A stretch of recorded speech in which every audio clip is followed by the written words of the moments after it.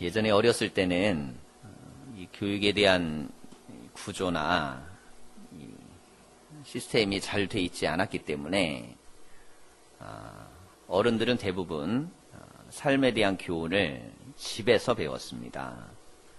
아버지에게는 농사 짓는 법을 배우고 일하는 법을 배우고 어머니에게는 살림하는 법을 배우고 그리고 삶의 교훈은 누구에게 배웠냐면 할머니에게 배웠어요. 그래서 할머니가 아이를 무릎에 앉혀놓고 옛날 이야기를 들려주는 겁니다. 이 옛날 이야기를 들려줄 때 꼭 빠지지 않는 얘기가 있죠. 강조하느라고 옛날에 호랭이가 담배 피던 시절에 그럽니다. 여러분 호랑이가 담배 피던 시절이 있었겠어요? 저는 어렸을 때 있다고 그렇게 믿었어요. 우린 다 그런 줄 알았어요. 그래갖고 초등학교 때 호랑이가 담배를 언제쯤 폈을까 1, 2학년 때 막 애들하고 토론했던 기억이 나요. 그때는 아주 순수해서 우리가 그런 문학적인 기법을 잘 이해를 못했습니다. 그래서 그게 다 사실인 줄 알았어요. 산타 할아버지가 굴뚝 타고 내려온다는 것도 중학교 때까지는 다 믿었습니다. 지금 애들은요 유치원 다니는 애들 다 믿어요.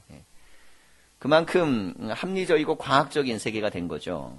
어떻게 보면 사실을 정확하게 인식하는 능력이 있는 거지만 반면에 동심의 세계가 사라지고 이야기에 대한 이해하는 능력들이 그만큼 희박해진 겁니다. 이 창세기 이야기를 우리가 지금 읽어나갑니다. 이 창세기 말씀 특별히 1장부터 50장까지 이 말씀은 출애굽한 이스라엘 백성 히브리인들에게 그들의 조상들의 이야기를 들려주기 위해서 모세가 기록한 겁니다. 저작설에 대해서는 여러 가지 설이 있지만 전통적으로는 모세의 기록으로 봅니다. 어쨌든 중요한 건 노예였던 그들에게 그들의 조상들의 이야기를 해주므로 이야기 속에서 그들이 뭔가를 얻도록 하는 게 목적이었어요. 자, 이야기는 이렇습니다. 이야기는 재미가 있어요, 들으면. 이야기에는 의미가 있고 또한 이야기에는 교훈이 있습니다.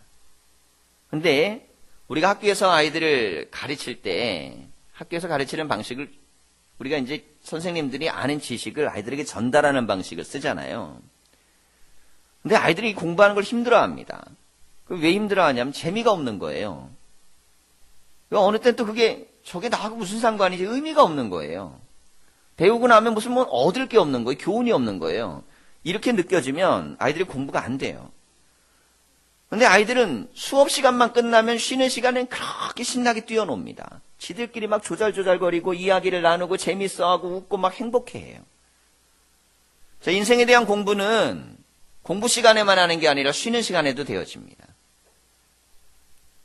그러면 어느 때는 왜 경직돼 갖고 다 이해를 못하는데 도대체 노는 시간에는 아이들이 그렇게 즐겁고 행복하게 시간을 보낼까? 그게 나에게 느껴지는 기쁨이 있기 때문이에요.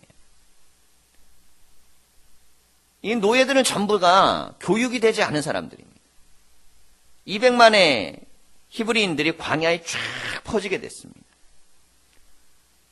그들에게 어떤 교육 방법을 통하여 하나님을 가르치고 어떤 교육 방법을 통해 믿음을 가르치고 예배를 가르치고 어떤 방식으로 그들에게 신앙을 가르칠까? 하나님은 1, 2, 3, 4 이런 거다. 가르치는 거예요. 믿음이라는 건 1, 2, 3, 4 이런 거다. 그럼 다 조는 거예요. 재미가 없는 거예요. 느낌이 없는 거예요. 근데 모세가 하나님에 대한 이야기를 그 조상들의 옛날 이야기식으로 알려주었어요. 우리 조상은 어디 땅에 살았는데 어느 날 하나님이 나타나셔갖고 아브라함을 만나주셨다. 그리고 나서 내가 너에게 지시하는 땅으로 가라. 그러면 그 땅에서 내가 너에게 함께하고 복을 주겠다. 이야기를 술술 풀어나갑니다. 조그만 아이들도 이 얘기를 들으면서 궁금한 거예요. 무슨 일이 벌어졌을까? 어떻게 됐을까? 가나안에 정착한 아브라함에 대한 이야기를 모세가 들려준 이야기를 장로들이 듣고 그 이야기를 또 거기에 있는 천부장, 백부장들이 듣고 어린아이 하나까지 다 들을 수 있도록 이야기가 돼서 퍼져나가는 겁니다. 여러분, 이야기라는 것은 골자만 정확하게 이해하고 있으면요 모두에게 그냥 잘 번져나갈 수 있고 이해할 수 있도록 되어져 있어요. 그래서 우리는 창세기가 교리서가 아닙니다. 창세기는 이야기로 되어 있어요. 이야기의 아주 중요한 특징은 스스로가 듣고 깨닫는데 그 이야기에 중요한 기법이 있습니다. 들으면 느끼는 거예요. 아, 아브라함처럼 저렇게 믿음 생활을 해야 되는 거구나. 아이고, 저렇게 하면 하나님에게 혼나는구나. 아이, 롯처럼 잘못된 판단을 하면 인생에 대해서는 큰일 나는구나. 어린아이들도요, 보면서 스스로 느낍니다. 만화 영화를 하잖아요. 그럼 아이들이 막 빨려 들어갑니다. 그 지나가다가 걸레질 하잖아요. 그럼 그래요. 엄마 비켜 그래요. 엄마 비켜. 참 낳아주고 길러주고 해도 소용없어요. 그 순간만큼은 자기가 이 보아야 되는 장면과 들어야 되는 대사, 이걸 놓치고 싶지 않은 거예요. 그거 왜 놓치고 싶지 않을까요? 그들은 들리게 자기들을 표현하기 때문에 그렇습니다. 이야기는 막 궁금하게 만들어요. 놓치면 안 될 것 같아요. 장면이든 대사든 어떤 것이든 놓치면 안 돼요. 우리 애들이 그렇게 공부를 하면 얼마나 좋겠어요. 여러분들 딱딱한 공부보다 부드러운 공부가 인생에 훨씬 더 강력합니다. 여러분, 성경이 우리에게 얼마든지 수용 가능한 이유는 성경이 전부 다 이야기로 되어 있기 때문이에요. 이게 딱딱하고 어려운 교리서로 되어 있다 그러면요, 논쟁거리밖에 안 됩니다. 머리만 아프고 골치 아프고 뿐만 아니라 서로가 굉장히 피곤해져요. 근데 하나님의 말씀은, 특별히 구약의 말씀들은 다 이야기를 풀어놓으면서 우리 스스로가 읽으면서 느끼도록 했어요. 교훈을 스스로 찾는 거예요. 사랑하는 성도 여러분, 성경은 읽으면 읽을수록 늘 새롭습니다. 왜 그럴까요? 과거의 이야기는 현재 재해석하면 끊임없이 나에게 맞게 다시금 해석 가능하기 때문이에요. 성경을 많이 읽으십시오. 깊게 읽으십시오. 하나님의 말씀 안에서 인생에 대한 교훈과 우리의 갈 길을 다 찾을 수 있습니다. 히브리인들에게 하나님에 대한 이야기와 아브라함에 대한 이야기와 축복에 대한 이야기를 해주기 위해서 모세는 하나님이 아브라함을 선택하고 그들에게 땅을 주시겠다고 약속한 이야기를 들려주었어요.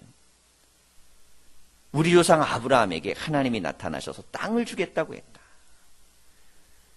이집트에서 400년 동안 종살이를 했습니다. 여러분, 400년 정도 하면요, 민족 정신이 말살되는 거예요. 언어도 다 사라져버리고 문화도 동화돼버리고 종교도 파괴돼버립니다. 게다가 노예로 살았다 그러면 자기들의 지배민족의 모든 걸 다 따라가게 돼 있어요. 근데 히브리인들은 그렇게 동화되지 않았습니다. 그들은 여호와 하나님에 대한 믿음을 간직했어요. 왜냐하면 특별히 분리된 땅에서 살 수 있었기 때문이에요. 가나안 땅에서는 섞여 살았습니다. 서로 교류했어요. 근데 이집트 땅에서는 이집트인들이 목축업을 싫어했기 때문에 땅 중에서도 목축을 하는 아주 고유 영역을 정해놓았어요. 그러니까 그들의 문화나 언어나 전통이나 모든 것들이 보존될 수 있는 환경에서 400년을 지난 거예요. 신부는 노예였지만 자기들의 정신과 사상과 가치가 보존됐었어요. 하나님의 특별한 은혜 가운데 그들이 출애굽을 합니다. 그리고 나서 막 자유에 대한 갈망이 얼마나 대단했겠어요. 우리는 노예에서 자유로워야 된다. 이 갈망을 가지고 탈출을 하죠. 여러분, 그런데 자유를 막상 얻고 났는데 혼란이 오기 시작하는 거예요. 그 전까지는 이집트인들이 하라는 대로만 하면 됐는데 어떻게 해야 될지를 모르겠는 거예요. 갈등이 생기기 시작하는 거예요. 부족과 부족 사이에, 어른들과 젊은이들 사이에, 모세와 지도자들 사이에, 모세와 백성들 사이에 자유가 생기니까 그때부터 막 폭발해서 올라오는 수많은 갈등들이 분출되기 시작합니다. 그 안에서 미래에 대한 희망들이 점점점 사람들에게 마음이 어두워졌어요. 야, 우리가 그냥 이집트 땅에 있을 걸 그랬다.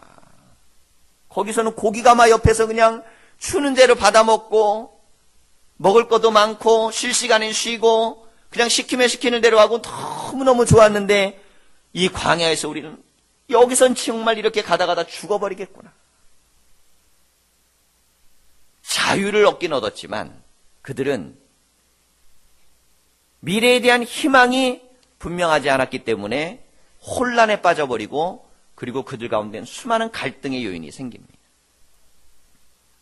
이걸 정리한 게 뭐냐면 바로 창세기의 아브라함부터 요셉까지의 4대 이야기.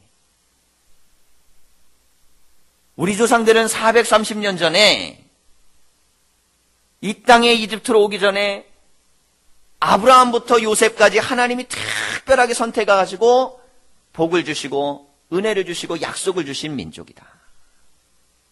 이야기가 퍼져나갑니다. 백성들에게 들러가는 거예요.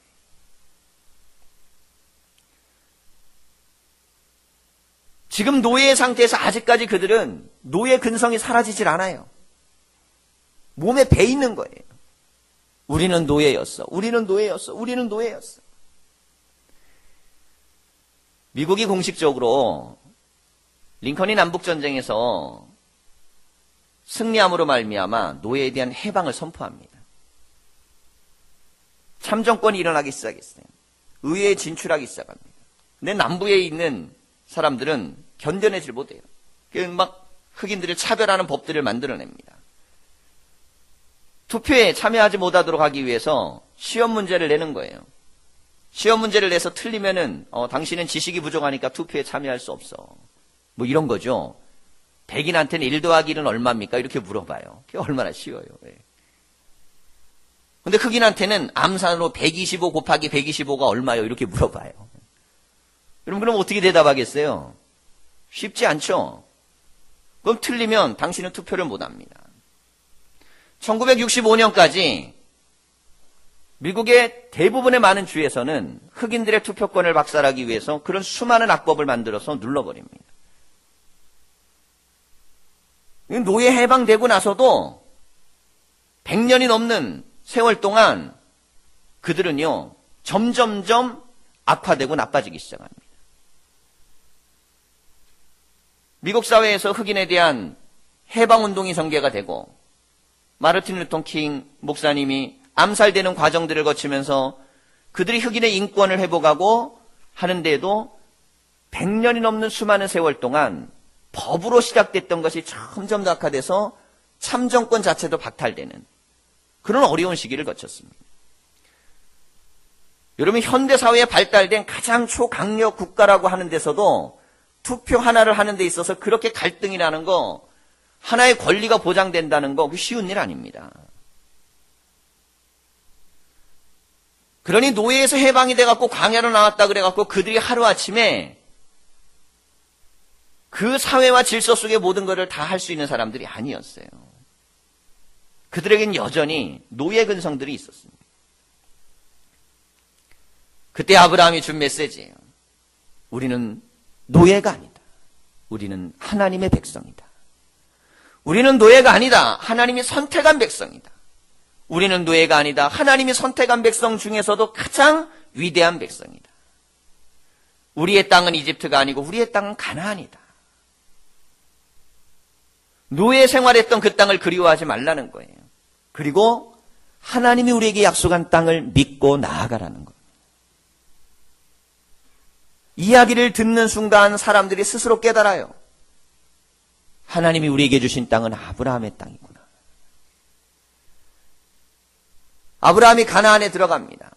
기근이 들었어요. 남쪽으로 내려오다가 기근이 되니까 도저히 살 수가 없어서 아브라함이 어떤 선택을 하냐면 이집트로 가가지고 기근의 문제를 해결하러 내려갑니다. 근데 이집트로 내려갈 때 아브라함이 불행한 생각이 든 거예요. 불안한 거예요. 야, 이거 아무래도 안 좋은 일이 있을 것 같아. 먹고 사는 문제는 해결할 수 있을 것 같은데 이집트에 가면 뭔가 문제가 터질 것 같은 거예요. 불안한 거예요. 자기 아내는 아리따운 여인인데 이집트에 가면 이집트인들이 자기 아내를 빼앗고 자기를 죽일 것 같은 거예요. 불안해합니다. 그래서 미리 이렇게 아내에게 부탁해요. 당신은 아리따운 여인이니까 이집트에 가면 당신이 내 누이라고 얘기해라. 그래서 우리의 목숨을 보존하자. 나를 살게 해달라. 이 아브라함이요, 자기 살겠다고. 남자들이요, 다 그래요. 믿음의 조상도 그래요. 그런데 이 이야기를 듣고 사례가 동의하고요. 우선 먹고 살아야 되니까 그 땅에 갔어요. 아니나 다를까 불행한 예감을 가졌던 게 일어나고 말았어요. 이집트인들이 보니까 사례가 너무 예뻐가지고 그를 파라오에게 소개하고, 이게 이제 아브라함이 오빠라고 이야기를 했으니까 막 보석도 주고 필요한 것도 주고 다 챙겨준 거예요. 아브라함은 하나님의 약속의 땅을 떠나서 이집트로 간 겁니다. 좋아 보여서 갔어요. 잘 될 것 같아서 갔어요. 하지만 그 땅은 먹고 사는 건 해결할지 모르지만 더 어마어마한 문제가 터지는 땅이었어요. 하나님이 어떻게 하셨어요? 아브라함을 벌 주셨습니까? 너 왜 약속의 땅을 어겼느냐? 너 왜 나를 떠났느냐? 왜 내 음성을 어겼느냐? 그렇게 하지 않으시고 이집트의 재앙을 내리셨어요. 이집트의 재앙을 내려가지고 잘못하지도 않은 이집트가 국가적 재난이 옵니다. 이집트인들이 잘못한 게 뭐예요? 아브라함이 다 잘못한 거고 자기들이 속인 거잖아요.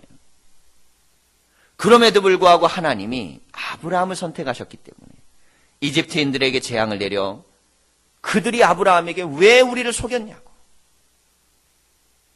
당신들 때문에 우리가 재앙을 당하게 됐으니까 떠나라고, 그러면서 금은보화와 많은 것들을 주고 떠나보내는 이야기예요. 여러분, 이 이야기를 읽을 때 히브리인들이 아브라함 이야기를 읽을 때 어떤 생각이 들었을까요? 그렇구나, 이집트는 있을 만한 곳이 아니구나, 하나님은 가나안으로 가기를 원하시는구나, 우리 조상 아브라함도 이집트에 내려왔다가 다시금 가나안으로 갔구나, 그 자리로 갔구나, 그러면서 스스로가 느끼는 거예요. 우리의 있어야 될 자리는 하나님의 약속의 땅이구나. 약속의 땅에 있는 가운데 아브라함이 큰 교훈을 얻습니다.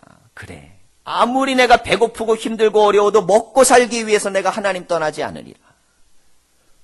여러분, 먹고 사는 게 얼마나 중요한 문제입니까? 사람들은 그러잖아요. 다 먹고 살자고 하는 짓이지, 이런 표현을 쓸 만큼 먹고 사는 문제는 중요합니다. 근데 먹고 살기 위해서 하나님을 떠나는 것이 어떤 건지 아브라함은 알게 됐어요. 가나안 땅에서 하나님은 아브라함을 부유하게 해주셨습니다. 롯도 부유해졌어요. 아브라함과 롯이 다 금운이 풍성하고 그리고 소와 양이 많아졌어요. 근데 이번엔 또 다른 갈등의 문제가 생겼어요. 풍요로워지고 많아졌는데 이 아브라함의 목자와 롯의 목자가 서로 다투는 거예요. 경계선을 갖고 다투고 유목을 하니까 서로 부딪히는 게 있어요. 그때 아브라함이 제안합니다. 나하고 너는 친인척인데 다투지 말자. 이거 계속 있다가는 안 되겠다. 그러니 서로 떨어지자. 그러면서 어떻게 제안합니까? 네가 우하면 내가 좌하고 네가 좌하면 내가 우하겠다. 여러분, 이 대목을 읽어나갈 때 히브리인들은 소돔과 고모라의 멸망 이야기까지 들었을 때 깨닫는 거예요. 아브라함이 떠나라고 했어도 롯은 떠나면 안 되는 거였어요. 야, 우리 서로 따로따로 살자 그래도 삼촌 무슨 얘기예요? 제가 메소포타미아에서 여기까지 오는데 삼촌 따라갖고 여기까지 왔는데 조금 갈등이 있다고 그것 때문에 하나님의 삼촌을 축복하시는데 제가 어디를 떠납니까? 전 못 갑니다. 안 갑니다. 이렇게 이야기했어야 됐죠. 근데 롯은 어떻게 합니까? 롯은 삼촌의 말이 끝나자마자 자기 눈에 보이는 좋은 땅 보니까 그 땅이요, 에덴 동산 같고 이집트의 광활한 평원 같은 정말 좋아 보이는 금싸라기 땅인 거예요. 말하자면 아브라함 땅은 5만 원짜리인데 롯이 갈 땅은 500만 원짜리인 거예요. 귀향이면 땅값이 좋은 데로 가야 되지 않겠어요? 야, 여긴 도시고요, 농사도 잘 되고요, 목축도 잘 되고 다 좋은 땅이에요. 제가 저기로 가겠습니다. 그런데 이게 기근이 들어서 이집트를 갈 때하고는 전혀 다른 문제가 하나가 있어요. 미래에 대한 불행이 예측되지 않는 곳으로 갔다는 것. 소돔과 고모라는요, 좋아 보이기만 한 거예요. 거기는 좋은 일만 있는 것 같고 앞으로 계속 잘 될 것만 같고 모든 것이 다 성공만 할 수 있을 것 같은 거예요. 여러분 인생을 살다가 이런 경험을 하신 경우들이 있을 겁니다.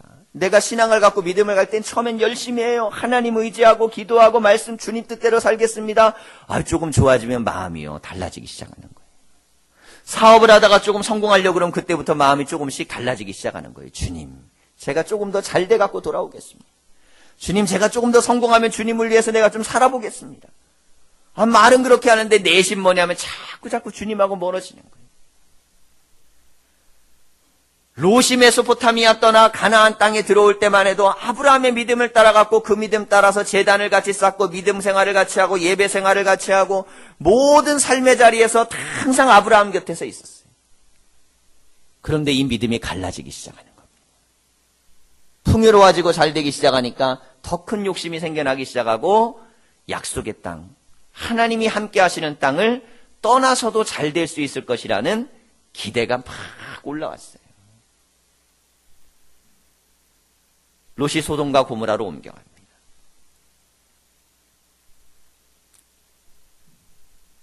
미래가 불행해질 거라는 생각이 하나도 없어요. 잠을 자도 매일매일 좋은 꿈만 꾸는 거예요. 아침에 일어나도 너무너무 환경이 좋은 거예요. 뭘 하면 자꾸 잘 풀리는 거예요. 야, 잘 되는구나. 잘 풀리는구나. 그런데 예측 불가능하고 전혀 예상하지 못한 일이 생겨요. 이게 뭐냐면 바로 부족과 부족의 연합에 말하자면 세계 대전이 터져버린 거예요. 전쟁이 터져버렸어요. 전쟁은 왕 몇 명이 결정하는 거니까 백성들이 뭘 알겠어요. 아무것도 몰라다 그냥 전쟁이 터져버린 거예요. 난리가 났어요. 소돔과 고모라가 전쟁에서 패하고 롯의 가족은 포로가 돼서 끌려갔어요. 아브라함이 원래 남의 문제에 남의 지역 갈등이나 어떤 영토 갈등에 끼는 사람이 아니에요. 웬만하면 그냥 갈등 벗어나 있고 중심의 문제에 들어가지 않습니다. 그런데 자기 조카 롯이 포로로 끌려가자 전쟁에 뛰어듭니다. 데리고 있던 사병 318명을 데리고 아브라함이 직접 진두주의하면서 전쟁에 들어갔어요. 생명을 걸고 싸웠고 아브라함의 군대가 승리를 했습니다. 여러분 생각을 해보십시오. 전쟁이 터졌어요. 사람들이 내 앞에서 칼 맞아 죽고 포로로 끌려가고요. 언제 어느 때 죽을지 모르고 여인들은 어떤 치욕을 당할지 모르는 게 전쟁입니다. 그 어마어마한 공포와 두려움과 이 모든 것에 어느 날 아브라함의 군대가 들어와서 롯의 가문을 구출해내는 거예요. 생각지도 못하는 거죠. 이젠 죽었구나, 모든 게 다 끝났구나 할 때 생명을 건졌어요. 이 정도 되면 우리 같으면 어떤 판단을 하겠습니까? 제가 잘못했습니다. 제가 삼촌 옆에 있고 하나님의 약속의 땅에 있고 믿음 가운데 있고 제단을 쌓고 예배 가운데 있어야 되는데 제가 어리석었습니다. 여러분 그렇게 생각하고 돌이켜야 될 거 아니에요. 그 어마어마한 전쟁을 치르고 포로의 치욕을 당하고 수많은 문제 가운데서 죽음에서 간신히 살아난 롯인데 어디로 갑니까? 가나안으로 돌아오지 않고 소돔과 고모라로 돌아갑니다. 그래서요, 되는 사람은요, 되는 길로 가는 거고요, 안 되는 사람은 망할 길로 가는 거예요. 복 받는 사람은 복 받는 곳에 있게 돼 있고요, 망할 사람은 망할 자리로 가게 돼 있어요. 망할 사람은 계속 그 우물을 팝니다. 망하는데도 계속 파요. 되는 사람은 돌이키는 거예요. 아브라함은 이집트로 갔다가 돌이켜서 가나안으로 돌아왔죠. 그럼 롯도 교훈을 얻어야 됩니다. 전쟁도 다 끝나고 이제 평온을 찾기 시작하고 도시는 회복이 되기 시작하고 다시금 건물을 짓기 시작하고 성을 쌓기 시작하고 이제 불행은 끝나고 새로운 미래가 열리나 보다. 성경은 우리에게 이 소돔과 고모라가 전쟁 이후에 더 큰 어마어마한 환란을 받게 될 것을 알려줍니다. 하나님이 심판하기로 결정하신 거예요.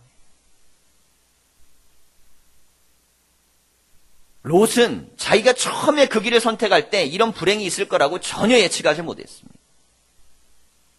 그렇기 때문에 갔겠죠. 만약에 알았다면 갔겠습니까? 여러분, 우리가 왜 옛날 이야기를 읽어야 될까요? 이걸 통해 교훈을 얻고 우리가 잘못된 길로 가면 안 되기 때문입니다. 하나님의 말씀을 들어 우리가 어리석은 판단을 하면 안 되기 때문이에요. 우리가 이 말씀을 통해서 우리도 얼마든지 이런 환경 속에 선택의 기로에 놓였을 때 어떤 선택을 해야 될지 알아야 되기 때문입니다.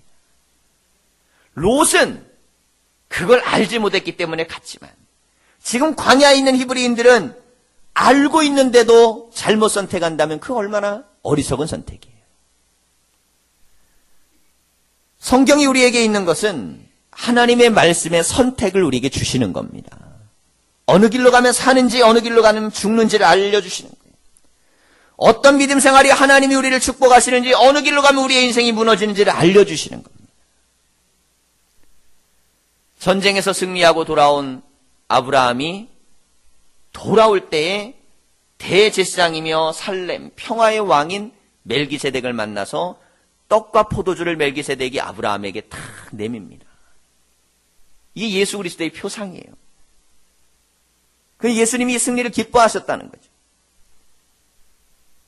히브리서에서는 이 멜기세덱을 예수님에 대한 구약적인 표현으로 이해합니다. 그때 아브라함이 어떻게 합니까? 자기의 재산의 11조, 자기가 갖고 있는 거에 대한 10의 1을 멜기세덱에게 드렸어요. 전쟁이 끝나고 나면. 그런데 노획물로 받아서 이제 내가 챙겨도 되는 전쟁의 노획물을 아브라함은 일절 건들지 않습니다. 전쟁터에서 얻은 거 갖고 11조를 낸 게 아니에요. 자기 것 갖고 냈고 전쟁에서 얻은 거는 그냥 소돔과 고모라에 돌려줍니다. 내가 괜히 재물이나 탐내는 것처럼 보일 것 같으니까 안 받겠다. 그리고 물건을 받지 않아요. 곧 이어서 막바로 다음 장에 이어지는 말씀이 하나님께서 밤에 환상 중에 아브라함에게 나타나셔서 하늘의 별처럼 자손을 많게 해주겠다는 약속을 보여주시는 거예요. 이게 멜기세덱을 향해서 만남 이후에 이뤄졌던 사건입니다. 이 이야기들을 통해서 히브리 백성들에게 예배는 어떻게 드려라, 11조는 어떻게 해라, 믿음 생활을 어떻게 해라. 물론 우리가 뒤에 가면 자세히 나오지만 앞에 있는 창세기 이야기는요, 가르치지 않아요.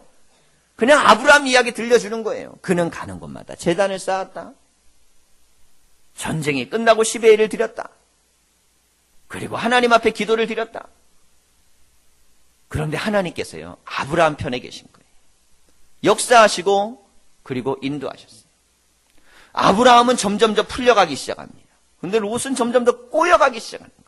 아브라함이 선택한 땅은 척박한 땅이었어요. 그런데 가면 갈수록 그 땅에 하나님의 복이 임합니다. 롯이 선택한 땅은 잘 될 만한 곳이었어요. 그런데 가면 갈수록 안 좋아지는 거예요. 그 중에 최고 악한 상황은 하나님이 그 땅을 심판하기로 마음먹은 그 상황이 롯에게는 가장 불행한 상황이 되어버렸습니다. 하나님이 천사 둘과 함께 소돔과 고모라를 멸망시키러 가시기 전에 아브라함에게 들리셨어요. 그냥 가실 수도 있어요. 하나님의 심판은 의로우니까 그냥 무너뜨릴 수 있어요. 그냥 재앙을 내릴 수도 있어요. 그런데 하나님은 아브라함 때문에 소돔과 고모라에 있는 롯 안타까워할 것을 생각하셔서 아브라함에게 가신 겁니다. 사랑하는 성도 여러분, 하나님이 나를 통하여 누군가를 축복하는 자가 돼야 됩니다. 하나님이 내 기도를 통해 누군가를 살리는 기도를 드릴 수 있는 사람이 돼야 돼요. 망할 곳은 소돔과 고모라고 죽을 사람은 롯이지만 하나님은 아브라함에게 갔습니다. 대화를 나눠요. 소돔과 고모라의 멸망에 대한 예언을 합니다. 50명, 45명, 30명, 20명, 10명. 아브라함이요, 하나님 앞에 막 부탁을 하는데 하나님이 계획을 막 계속 수정하시는 거예요. 이 이야기를 들은 히브리인들은 어떻게 생각하겠어요? 천지를 만드신 하나님이 우리 조상이 기도하니까 막 계획을 수정하는 거예요. 아, 우리는 그런 민족이구나. 우리는 단순한 노예가 아니구나. 우리는 하나님께 기도하면은 하나님도 계획을 바꾸시는 위대한 민족이구나. 이야기를 듣고 배워가면서 깨달아 알아가는 거예요. 여러분, 성경을 읽어가면서 우리도 알아야 됩니다. 우리는 아브라함을 우리의 믿음의 조상이라고 그렇게 부릅니다. 혈통적으로 우리는 아브라함과 피 한 방울 안 섞였을 수 있지만 아브라함이 믿은 하나님을 우리가 똑같이 믿습니다. 아브라함의 족보에서 나신 예수 그리스도를 우리는 구원자로 고백합니다. 아브라함의 이야기는 우리의 이야기. 우리는 아브라함의 믿음의 후손입니다. 그러니 우리가 기도하면 하나님이 계획을 바꾸시는 거예요. 우리가 기도하면 하나님께서 길을 여시는 겁니다. 우리가 기도하면 하나님께서는 그 기도에 응답을 하시는 거예요. 소돔과 고모라로 천사들이 들어가요. 롯의 가문들을 구출해냅니다. 그런데 거기에서 정혼한 남자들은 농담인 줄 알고 따라 나오지 않는 거예요. 딸들이 얼마나 마음의 상처를 입었겠습니까? 탈출하고 소돔과 고모가 멸망할 때는 아내가 뒤에 있는 것을 바라보고 고개를 돌렸다가 소금기둥이 됩니다. 살아남은 자의 후유증. 요즘 굉장히 많이 쓰는 표현이잖아요. 살아남았다는 것이 가지고 있는 어마어마한 상처에 그들이 들어가게 되는 거예요. 롯이 만약에 자리의 미래가 자기 한치 앞에 사건이 그런 일이 터질 걸 알았다면 여러분 갔겠습니까? 그런 어리석은 자가 어디 있겠어요? 여러분, 우리의 인생은 하나님이 원하시는 땅에 있어야 됩니다. 하나님이 쓰라고 하는 땅, 하나님이 거하는 땅. 미련에도 나가지 말아야 돼요. 미련에도. 아브라함이 그러잖아요. 너 가라. 가지 말았어야 돼요. 전쟁에서 포로가 된 후에는 돌아왔어야 돼요. 마지막에 기회를 줘가지고 뒤를 돌아다보지 말아라. 그러면 돌아다보지 말았어야 돼요. 많은 기회를 주고 하나님이 그래도 은혜를 베풀고 구원을 베푸는 그걸 봤을 때, 신호를 들었을 때 깨달았어야 돼요. 롯은 그 신호를 깨닫지를 못합니다. 사랑하는 성도 여러분, 우리도 아브라함처럼 인생을 살 수도 있고 롯처럼 살 수도 있습니다. 하나님이 원하는 곳에서 하나님의 음성을 들어가며 하나님이 주시는 복을 누릴 수 있고, 하나님이 원하는 땅을 떠나서 내가 원하고 바라는 소망과 내 마음의 생각과 판단을 따라 나아갈 수 있지만 그 길에는 어떤 어려움이 도사리고 있는지 아무것도 모르는 거예요. 좁은 길로 가라. 예수님이 말씀하셨어요. 좋아 보이는 길인데 지뢰가 묻혀 있는 거예요. 좁은 길인데 험하긴 한데 거기는 안전한 거예요. 여러분, 눈으로 보기에는 좁은 길이 험한 길이잖아요. 하지만 눈에 보이지 않는 것을 볼 수 있는 게 믿음입니다. 눈에 보이지 않는 것을, 미래를 바라볼 수 있고 눈에 보이지 않는 미래에 대해서 내가 대응해내는 게 믿음이에요. 내 눈앞에 초원처럼 쫙 펼쳐져 있어도 약속의 땅을 떠나면 어디에서 지뢰가 터질지 모르는 거예요. 우리가 하나님 앞에 거하고 예배 앞에 오고 말씀 앞에 오고 하나님 앞에 기도한다는 것은 주님이 우리 옆에 계시고 우리를 보호하시고 지키시고 인도하신다는 중요한 약속입니다. 사랑하는 성도 여러분, 아브라함은 약속을 믿었고 약속의 땅에 거했습니다. 그곳에서 하나님의 음성을 들었습니다. 하나님은 지금도 우리를 통하여 약속을 갖고 계세요. 그 약속을 우리가 믿기를 원하고 그 믿음의 땅에 거하기를 원하고 그 믿음 안에서 하나님의 음성을 듣기를 원합니다. 우리가 예배를 통하여 하나님을 체험하시고 말씀을 읽다가 하나님의 음성을 들으시고 잠을 자다가 꿈속에서라도 하나님이 우리에게 주시는 은혜를 체험하셔야 돼요. 믿음으로 제단을 쌓고 은혜 가운데 있으니까 잠자고 있는 아브라함을 깨워갖고 하나님께서 장막 밖으로 데리고 나와서 하늘의 별을 보여주셨어요. 되는 사람은 그렇게 되는 겁니다. 하나님의 복 주는 사람은 그렇게 되는 거예요. 우리가 믿음으로 주님께 나온다는 것은 하나님이 우리를 향한 미래에 대한 약속이 있음을 믿으십시오. 우리는 아브라함의 믿음의 자손입니다. 그러니 아브라함과 언약했던 내용들은 우리의 삶에도 반드시 이루어지고 성취됩니다. 그 믿음을 가지고 하나님 말씀, 하나님 약속, 하나님의 언약을 믿으며 예배와 기도의 신앙과 말씀 가운데 거하십시오. 지금 당장은 좀 불편한 곳이라도요, 지금 당장은 눈에 보이는 게 없을지라도 하나님은 그곳에서 우리를 세우시고 만드시고 이끌어 가시는 거예요. 이 아브라함이 약속을 믿고 거기에 승리하는 삶을 살았던 것처럼 사랑하는 모든 성도들에게도 믿음이 더 굳건해지고 예배의 자리를 사모하고 말씀에 큰 힘을 얻으시고 승리의 역사를 다 체험하기를 간절히 축원합니다. 기도하겠습니다.